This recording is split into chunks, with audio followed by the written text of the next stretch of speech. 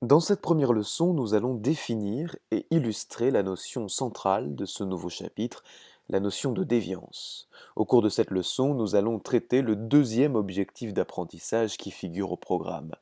Comprendre que la déviance et ou la désignation d'un acte comme déviant se définissent comme une transgression des normes et qu'elles revêtent des formes variées selon les sociétés et en leur sein selon les groupes sociaux. Pour saisir les déviances dans toute leur diversité, le sociologue Albert Augien a dressé une liste volontairement hétéroclite et légère. Il écrit: tuer son voisin, renverser volontairement du chocolat fondu sur une moquette blanche au cours d'un repas, chahuter en classe, commettre un hold-up dans un bureau de poste, oublier de fêter l'anniversaire d'un proche, tricher dans une partie de domino entre amis, s'adonner au commerce de stupéfiants ou se prostituer, se moucher au milieu d'un concerto de violon. Voilà une liste d'actes déviants, tous très différents. Ils ont néanmoins un point commun.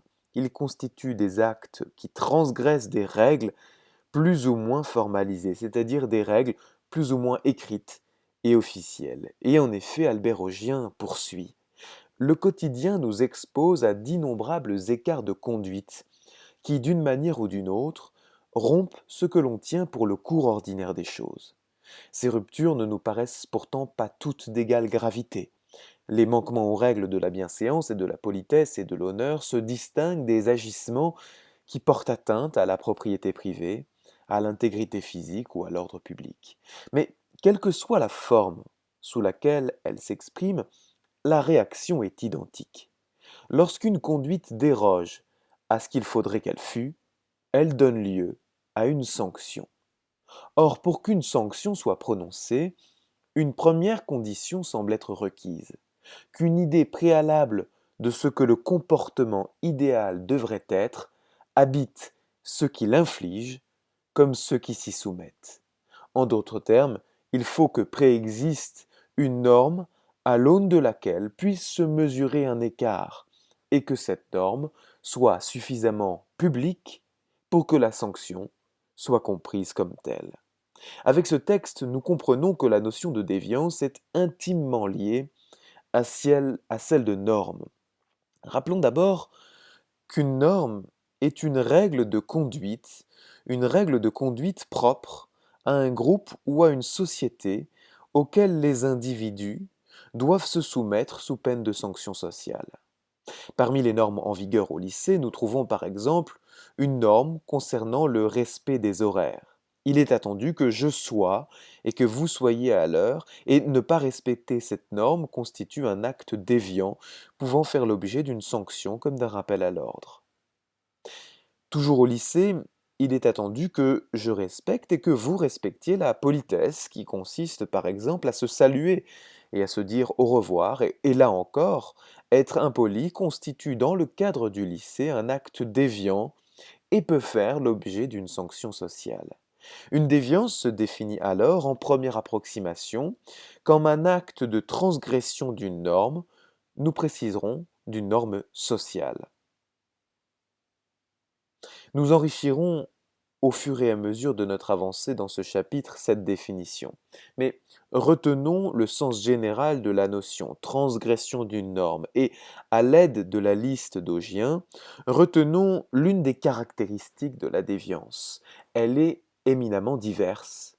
Mais nous pouvons envisager d'ores et déjà une autre facette de la déviance, non pas sa diversité, mais sa relativité.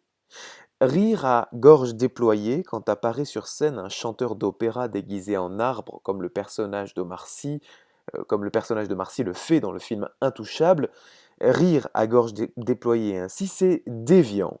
C'est déviant à l'Opéra de Paris. Mais est-ce que ce serait déviant dans le salon du personnage de Driss dans ce film? Les amis de son quartier d'origine, un quartier de logements sociaux, je le rappelle, les amis du quartier de Driss, estimeraient-ils qu'il transgresse une règle en s'esclaffant de la sorte? Je pense plutôt qu'ils riraient avec lui. Regardons cette scène, puis analysons.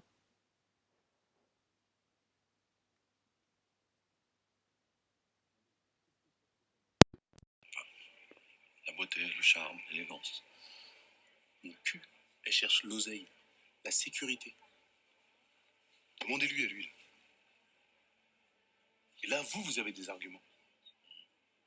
Je suis peut-être naïf, mais j'espère que je peux séduire encore avec autre chose que mon compte en banque. Attendez, elle passe 6 mois à lire vos poèmes à la mort moineux, là. Et elle kiffe. C'est une originale, c'est sûr. Elle peut très bien s'en foutre du fauteuil. Ça, c'est vrai. Puis là-bas dans le Nord, les mecs, ils cognent à force de boire. Avec vous, elle verra qu'elle risque rien. C'est pragmatique, ça, non? Je sais pas si... Ouais. Donc la photo, c'est un bon test. Si elle renvoie la sienne, ça veut dire qu'elle est d'accord pour aller plus loin. Après, vous pouvez envoyer une photo de vous avec le fauteuil, mais qu'on voit pas trop. Vous n'êtes pas obligé de lui envoyer une photo, genre Téléthon, avec le filet de bave, avec une sale tête. C'est vrai, ça.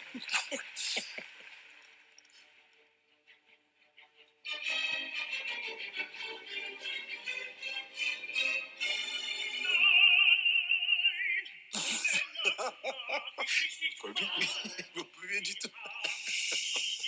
Ouais, putain. C'est un arbre. C'est un arbre qui chante.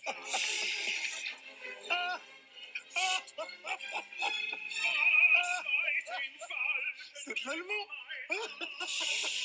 Quoi, je suis? C'est en allemand. C'est de l'allemand en plus. Vous êtes tarés. Oh, la galère. Ça dure combien de temps? 4 heures. Oh,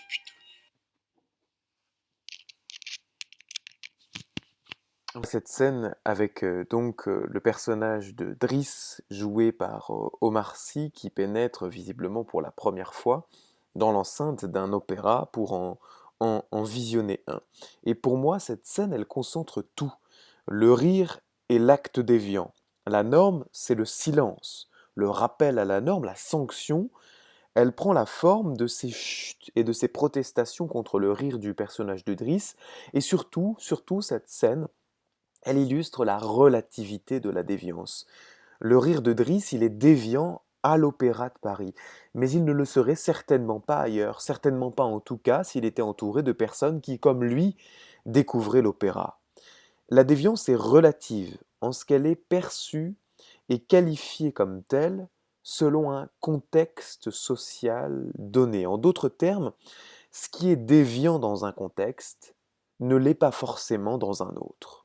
Je donne deux exemples de relativité de la déviance, deux exemples un rien caricaturaux, j'en suis désolé, mais je pense qu'ils peuvent vous être utiles pour comprendre. D'abord, l'exemple du rot. Rôter à table est en règle générale plutôt malvenu dans la société française actuelle, alors que c'est un acte toléré, voire favorablement accueilli, dans d'autres sociétés, comme la société chinoise. Mais une observation un peu plus fine et plus au fait de la réalité sociale tricolore nous invite à complexifier notre constat. En France, il est certes globalement admis qu'il ne faut pas rôter à table, mais dans certaines familles, cette pratique est permise, cette pratique est permise et est mise en œuvre. Des films comme La vie est un long fleuve tranquille, avec l'opposition entre les familles Groseille et Le Quesnoy, je vous invite à le regarder, ce film, si vous ne connaissez pas, peuvent nous suggérer, on ne tirera jamais aucune conclusion d'un film, hein, mais on peut s'y appuyer pour formuler, s'appuyer dessus pour formuler des hypothèses. Ce film peut nous suggérer que cette pratique du rot est peut-être plus admise dans les milieux populaires que dans les milieux bourgeois. Autrement dit, la déviance est doublement relative. Un acte peut être déviant dans une société sans l'être dans une autre, et au sein même d'une société, un acte peut être déviant dans un groupe social sans l'être dans un autre. Le second exemple que je peux donner, c'est celui du crachat. C'est un exemple beaucoup plus saisissant, car la pratique du crachat est plus visible. Dans le cadre du lycée, le crachat n'est pas une pratique admise. Cracher vous exposerez au risque d'une sanction sociale sous la forme d'une remarque verbale, d'une réprimande ou d'un regard désapprobateur. Mais à l'extérieur du lycée, de nombreuses personnes crachent. Et il en va de même entre sociétés. Si on voit peu d'individus globalement cracher en France, le crachat en revanche est beaucoup plus répandu dans d'autres sociétés comme la société chinoise ou des sociétés africaines par exemple. Là encore, double relativité de la norme et double relativité de la déviance entre sociétés et au sein même d'une société entre groupes sociaux. La compréhension de la relativité de la déviance nous conduit à complexifier notre définition de la notion. Avec l'euro et le crachat, nous comprenons qu'est déviant un acte qui transgresse effectivement une norme sociale ou qui est perçu comme tel. Driss ne transgresse aucune norme qu'il suit lui-même lorsqu'il rit à l'opéra. Il transgresse la norme admise dans cet espace social, une norme qui n'est pas la sienne. Sa déviance existe parce qu'elle est perçue comme telle. Une déviance, et il s'agit d'une deuxième définition qui appelle encore d'autres enrichissements, une déviance se conçoit dès lors comme un acte de transgression effective d'une norme sociale et ou perçue comme telle. En d'autres termes, la déviance peut n'exister que parce qu'elle est désignée comme telle. Après tout, on pourrait tout à fait rire à l'opéra. Le rire de Driss n'est pas en lui-même déviant, il est déviant parce qu'il est considéré comme tel. Reprenons l'exemple du crachat. Reprenons l'exemple du crachat et arrêtons-nous sur une petite anecdote. Nous avions dit que cracher au sein du lycée exposait au moins au risque d'être réprimandé ou mal vu. Mais vous savez bien que si vous crachiez dans la cour, vous pourriez également être exposé au risque d'une sanction disciplinaire, comme une heure de colle. Ce que vous savez peut-être moins, c'est que cracher dans la rue expose potentiellement à ce qu'on nomme une sanction pénale.